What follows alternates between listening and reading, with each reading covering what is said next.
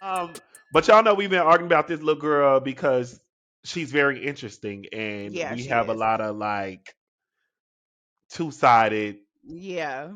She there's a lot of threads coming from Miss Ice Spice just because of not what she did, threads. Ugh, and Cecily and her threads. I wasn't even talking about that, but Oh, okay. I'm like, girl, we Twitter over here. So we wanted to that's what we're talking about today. We're talking about Ice Spice, kind of Gen Z. So just for a little bit of background, for let's just say you have been under a rock. Uh Ice Spice is a rapper. Um she grew up in the Bronx, on Fordham Road, and let me just tell y'all something. That part of the like that's deep up in the motherfucking Bronx, like. But I do think like what's really interesting about Ice Spice to me though is that like she from the Bronx, but like Ice Spice not like actually hella like rough around the edges. Even though she kind of make drill music, she actually like her vibe is like just real, like kind of like soft, chill. Like she actually said that she is kind of like a girly girl. Also, I'm so happy to clear this up. Her daddy is black, her mama is Dominican, so I don't have to be on nigga watch with her no more. Cause I was Wait, very you was on nigga watch with Ice Spice? I be on You be nigga on watch nigga for watch all with these any little light light skinned skinned bitch. bitches because we didn't been fooled too many motherfucking times where y'all nigga this, nigga that, nigga this, nigga that, and then we then when a motherfucker be hitting you with the so as an African American, you get the hit. Now I'm not black. Uh-huh. I Uh-huh. beat your ass. Anyway, so no, but we don't have to be on nigga watch. So actually Ice Spice went to Catholic school and then she actually went to Purchase University. So she went to college for 2 years, which is where she met her producer, which is where she actually met her producer. And she actually, and this is a key, Pierre, she wants to be an actress. Like that was like her. That's like what she really wanted to do, but she also was into rap. She loved Nicki. She and you know what? I've noticed this too. The girls who are really like artists, performing artists. No, I love this. They They like latch Nikki. on to Nicki, yes, because at the point for me and Pierre, who are OG Barbs, we know Nikki. But when we talking about somebody as young as Ice Spice, who are seeing Nikki when she pop off, there's so much like theatrics.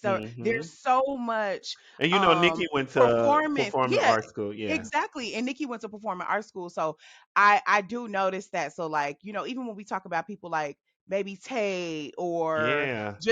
so many They're of the more artists who like, exactly that dynamicism, like because that's what is I think that was also a piece of what was so attractive to Nikki, because it really was like, oh wait, like I can really actually like be outside of a box. Roman, stop it, Roman. Shar Like, does that anytime I mention Nicki Minaj. Shar's like, shout out to Shar. We gotta bring Shar on yeah. here. So okay, so she had made a couple songs, right? And some of her little videos was kind of like doing numbers on YouTube, kind of like how you do when you pop off kind of locally, like in your city or whatever. She does this busted challenge. So one of them was no clarity. That was kind of like doing some numbers. But she Uh-huh. does this busted challenge that goes viral. That kind of gets eyes on her and her music. And then she drops Munch. You thought I was feeling you? That The nigga nigga Munch. And like, munch. and it was up, and it was over from there. But what I do think is interesting is that when Munch first went viral, like Ice Spice was kind of a joke. Like it was like, who is this? Pierre Carrot was top. calling her. Pierre was calling her a carrot top, and it was also just the idea of that. Like you thought I was feeling you, that nigga a munch, nigga. Like just that concept of a munch, like that wasn't like a popular term that was in like the lexicon. So I think everybody part of the virality of that song was that it was like kind of camp. It was kind of like, ha ha, this is the next absurd thing coming from the rap girls. We love it. Whatever. Ha ha. Same thing with And, Doja. and the A lot of people get their yes, start this way. Yeah. yes, same thing with it was. Yeah, it was. Except I feel like Moo actually was meant to be satirical. Ice Spice was dead ass serious with Munch. But Right.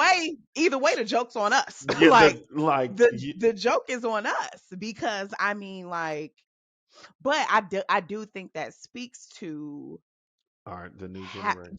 yeah, like the new generation that like whatever it is that kind of captures our attention for whatever reason, it has the ability and the power to like to be shared and like and go crazy. So in terms of the one thing that I did want to talk about is like just like her actual like musical style and like her performance style, because that has been something that has come up quite a bit. Pierre and I have talked about it. um as a I think as an extension of the joke about her not being popping. I remember it was going viral. Like a lot of her show footage was going viral because the crowds was dead. Um because yeah, no one knew the song. They only knew you thought I was finna you that nigga munch. Like they didn't know the rest of the songs. But also Ice Spice became famous so quickly that she had not been developed Hmm. to know what to do to make the show fun anyway. But yeah, a lot of Gen Z rappers don't know that because the only time they perform is on a screen. These TikToks and all this other stuff. So when they get in front of these huge crowds like Broccoli Fest and all this other shit, they're like, "Wait, what the fuck? I'm just go sit here and be dry." Um, I see y'all talking about how TikTok killed A&R. But there has been this viral post on on LinkedIn, which Pierre calls LinkedIn. LinkedIn. Um, like that's the nigga name or something. Um, and basically it's this guy Ephraim, who is the head of business development and partnerships at Ground Up, had this post about how TikTok killed the music industry, A&R in Hmm. particular. And so basically, he was fair. He said that the good thing about TikTok and the fact that 75% of US users say they discover new artists via the platform, 63% say they heard new music that they had not heard before on the platform. And TikTok has 1 billion users compared to Spotify, which only has 500 million active users monthly. So, he said the good part of that, and we can see this with Ice Spice, is that it's a low barrier of entry for new artists. So you can get a song to go viral. I think we see that with Sexy Red, like my coochie pink, my booty hole brown, boom, Nicki feature, period. And then Sexy. Okay, sorry, that's my favorite ad lib right now. Sexy, fucking love Sexy Red. Well, Okay, well, go go ahead. ahead. I What? was just gonna say one thing I love about these new artists, the Lil Nas X and the Sexy Reds, is they know how to operate on social media.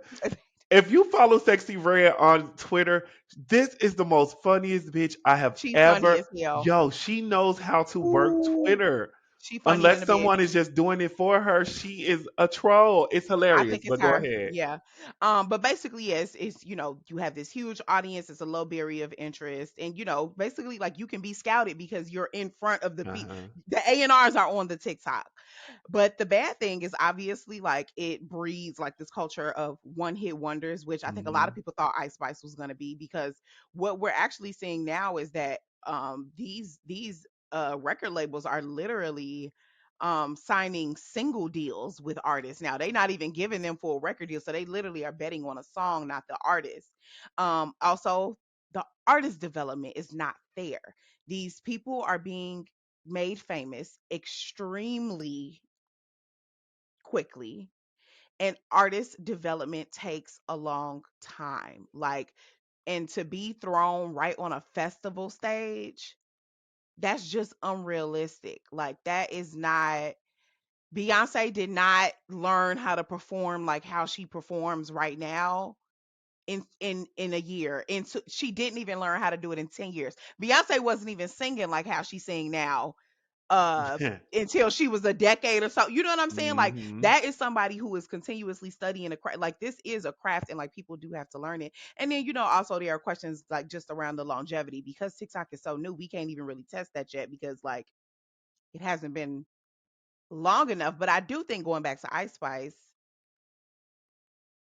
she it has not been a one hit wonder, but I also think it's because she has not taken her foot off of the gas. Oh, she's She striking while the iron is hot. Exactly, and she is playing that shit to her advantage, and I do think she got lucky in terms of making the right decision on who she signed with. So she signed after Munch went viral. She signed with Capitol Records, And I think they put her in position to keep making money and to keep getting bookings. But again, I don't know where the artist development is with someone like Ice Spice. She's actually pretty good in her interviews, but it's just the performance piece, I think. There was actually a recent article that people said that they are tired of her twerking on stage.